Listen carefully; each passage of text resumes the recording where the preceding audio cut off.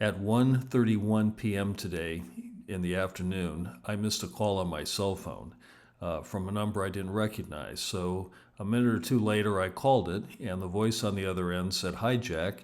This is Jon B from LiveWire. I'm in town for 36 hours. I've got a pre-production Del Mar here if you'd like to ride it. Of course, it would be an escorted ride." Now, I recognized Jon B immediately. He's, of course, the head of marketing at LiveWire. I've never spoken to him, don't know him at all, but when he said his name, right away I knew who he was. And of course, there was only one response I could possibly make, which is, "I'll be there in 2 hours," which is exactly what I did. So I, I was out of my truck. I parked my truck, rode home, picked up my wife, headed out to the Malibu Experience in Malibu, California. And when I got there, this is what I found. This is or some of the marketing salespeople at LiveWire. Jon B is the head of marketing. He's the guy on the right. I'm the guy in the middle with the Alpine Stars motorcycle jacket on. But this was just before I got to ride the LiveWire Del Mar. And of course, I felt a little bit of tension between Jon and I because I've been spending, the last year or so, raking LiveWire marketing over the coals and complaining about a lot of the things that they do. But he was a very good sport about it and said that he said to me, "You have good intentions," which I thought was a really interesting and cool thing to say. So I will remember that pretty much as long as I live. I think that I have good intentions. I think I do have good intentions, but I'm glad that Jon recognized that, and no hard feelings. And thank you, Jon, for being so gracious. Anyway, after I got to talk to everybody for a little bit, there was a pre-ride ritual. This involved photographing my license, which is, they've done it 3 or 4 times already for various rides they've been on, but I guess they had to do it again. I had to sign a release. They had to photograph my face. They had to explain all the controls on the bike. They reviewed with me the route that we would take, which of course, I immediately recognized because I know the area very well, and it's kind of a, not that good of a route, just kind of a ride around, Malibu. Not really the best spots, but, I understand they want to, take people on, rides that are easy to ride.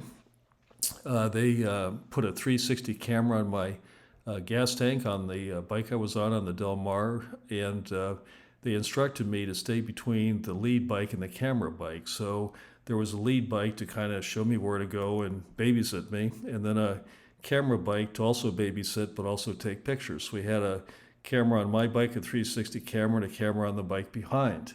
And we went off and pulled out of the parking lot and went down Malibu Canyon Road, which is kind of had a lot of traffic on it, and where there's a semi truck going down there and different things, and we were just riding along, I don't know, 40 miles an hour, going on this little trip through the canyon.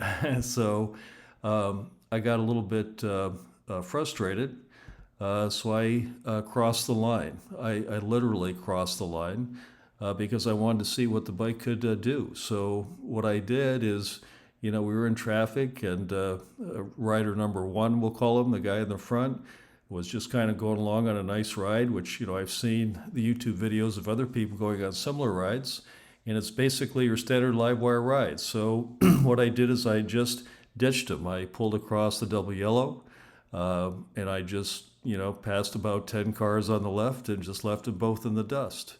And what happened is I got forward, I got ahead of them, I think maybe, I don't know, a quarter mile or so, and then one of them caught up with me. I looked in the mirror for a while, didn't see anybody, so I kind of slowed down and waited, and one of them caught up to me. And the guy, we get side by side, he opens up his helmet and he says, "Hey, I'm responsible for this bike." So I kind of acted like I didn't understand what he was saying, so I just kind of waved, put my helmet down, and blew by another, 5, 10 cars, just to get out in the open so I could ride. So after this went on a couple times, I think it became clear that I wasn't going to ride with these guys. So the first rider kind of, pulled up next to me and said, "Hey, let's take, Puma Canyon Road, which is a really technical, really fun road in Malibu. So we kind of slowed down a bit. The camera guy picked up and joined us, and we thrashed the bikes through the canyon like nobody's business. It was crazy. We were riding fast. We didn't cross the double yellow lines in the canyon, but we were riding fast, really fast. I was passing them. They were passing me. It was like really fun. I was really surprised. One of the riders was from the Midwest, and I was surprised that he could even hang with us because they don't have, roads like that usually that they can ride in, like mountain roads, twisties, really, really cool stuff. Some of the best roads to ride on are in the, Santa Monica Mountains, right where we were at. So anyway, bottom line is, after thrashing the bike around, we also, dropped down into Pacific Coast Highway, and then, thrashed the bikes around some more, and it was really, really fun. But I found out about some things about Del Mar that, kind of things that I wanted to find out. And just to kind of talk about them a little bit, the bike goes 101 miles an hour. So when you pin the throttle wide open, it takes off like crazy. And as soon as you get to about 99, it kind of slams on the brakes. Or wasn't slams them on, you kind of feel like you're rolling over the top of the hill. It rolls off the throttle. And if you keep it pinned all the way, it settles down at about 101. So the bike goes 101 miles an hour. One interesting thing that surprised me a lot is the bike accelerates substantially harder than a LiveWire 1. Now, we did 3 different drag races on a PCH where we would filter down to, red lights, so we would have a light, where the 3 of us could line up. And we're all about the same weight. I weigh 180 pounds. And anyway, we take off from the light, and 2 out of 3 times I spanked both the other bikes. The only time I lost was when, starting out, my wheel kind of spun on the paint on a crosswalk. But other than that, on any kind of dry surface, the Del Mar can take the LiveWire 1, which really shocked me. I wasn't expecting that. In fact, I think I could have taken off even faster, but there was that 360 camera on the tank, so I really couldn't lay down on the tank. So I was, sitting up a little bit more than I usually would be. Also, the traction control and the braking are next level. I mean, it's got traction control like nothing I've ever been on. I owned a Ducati Street Fighter V4, a 2020 for a while, and rode that in the canyons, and that has excellent traction control and braking, but the Del Mar is better. It's really crazy how it works. When you're accelerating hard out of a corner, the front end stays on the ground, and then as soon as you come out of the corner or exit the corner, the front end kind of lifts up, and then when you get ready to lean over again, it kind of puts the front end down. So it's really interesting. Usually on the LiveWire 1, which I ride in the canyons all the time, I find myself kind of leaning over the front because the front end kind of starts to wash out, or you want to keep the weight on the front so that you can, get through the corners better. On the Del Mar, it didn't feel like that. It felt like I could sit farther back going through the corners. It's also, you're sitting a lot more upright. You're not leaned over like you are at a LiveWire 1. LiveWire 1's kind of like a Street Fighter thing. This is kind of like a dirt bike. Your legs are straighter and you're sitting up straighter on the bike on a Del Mar. So anyway, the traction control also seems that it has better damping. By that I mean, on a lot of traction controls, when things start to slide, the bike kind of like cuts the motor, like just kind of chop. This one, you never really even feel it cutting the motor. It's very smooth. It just seems to work right. Also, the brakes, very, very good brakes. You can brake hard into a corner. The bike doesn't feel like it's going to fall down. The back stays straight. I mean, all that Bosch stability control, man, that is just working perfectly on this bike. It's just really mapped in. I was concerned on it because when you look at the bike, it's just got a single disc in the front, and I'm used to bikes with dual disc. But what I did is when I got out to a PCH, I did 3 panic stops in a row from about 80 miles an hour to stopped, and it felt exactly the same all three times. There wasn't any brake fade. The brakes actually have quite a bit of bite to them. But anyway, when you're at slow speeds, maybe under 30 miles an hour, the bike feels like a bicycle. It has very little gyroscopic force. It just goes back and forth kind of really easily.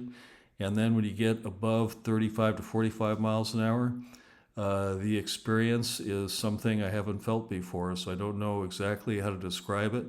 But there's something going on with this bike. I'll talk about maybe the next slide, but it's a different kind of feel. It's nothing I felt before. I'm not, well, we'll talk about it in a minute, but the bike, you can actually, at high speed, you can violently like shake the handlebars back and forth, and the bike actually moves. So it's not, you can like really rip on the thing hard, and the bike responds without fighting back. So when you jerk the handlebars, the bike does what you're doing right away, doesn't feel like it's trying to resist what you're doing. So it's a completely different feeling. And also, something is up with the suspension and the handling on this bike. I can't explain it exactly, but the suspension, I'm 180 pounds. It was set perfectly for me. It had a lot of travel. It seemed to work great. The handling is very fast, very quick, very light. It's just like, something I haven't experienced before. So what kind of happened is the test ride, I enjoyed it immensely, but it kind of left me confused because I didn't really know why the bike was acting like that, or I'd never been on a bike that felt like that. And I wasn't sure if it was the concentric swing arm, which I've covered in some other videos. I'd never been on a bike with that before. I wasn't sure if maybe because it's an electric bike, it has different gyroscopic forces, certainly less, a lot less, and wasn't sure if it's the weight or the way the weight is on the bike. What I think it might be, and if it is, LiveWire would probably never tell us, but what I think may have happened here is I think the bike might have been designed in a simulator. Because, I think in the past, most bikes, what you do is you get a good test rider and they test ride the bike and they try some different things and they get it set up right and make a nice bike. This thing feels a little bit different. The level that it operates on with the handling and the way that it feels, I think that they might have some software or some modeling software that they're using to, dynamically, or they can have a moving motorcycle in software and see how it responds to different forces. On LinkedIn, a long time ago, I was looking at Advanced Straighters website, and there was something on there about writing software to figure out motorcycle handling or something like that. Of course, Vance is the CTO at LiveWire, but I think there is something going on in terms of how they're designing and doing this bike. I don't know if it's a modeling of how the thing runs or if it's because the high level of integration, with the brakes and the throttle. I'm not sure exactly, but I can tell you that whatever they're doing, they've got it dialed in. They've got something different. It's really cool. Now, when I was done the test ride, I got back and everybody had a great time and we're having lots of fun. The LiveWire people, the camera bike, he has the video for the ride. I did not bring a camera with me. I did not have a GoPro, so it's up to LiveWire. What video or what parts of the video they want to give me, but I can tell you we were really ripping. We were drag racing. We're racing in the canyons. And it was a great time, and this bike was phenomenal, way beyond the LiveWire One, which I've had my bike almost a year. I got 14,000 miles on it. Probably a third of that is in the canyons. So I know what the bike feels like. I know what other gas bikes feel like, and this is something at a different level. I don't know how else to explain it. I know that later on this month I'll have a chance to meet the engineers or some of the engineers when they come out to the Malibu experience, and maybe I can ask them about what they did to this bike or what the process is or how they got there. But it is a next level motorcycle. I wasn't really expecting that. I was expecting it to be kind of a watered down version of a LiveWire 1, but that's not the case. I mean, this thing is faster, stronger, better handling, lighter. I mean, it's like crazy. I don't know what else to say. Now, when I got back and we debriefed and they asked me about the ride, they had a camera on me and they were asking me different questions.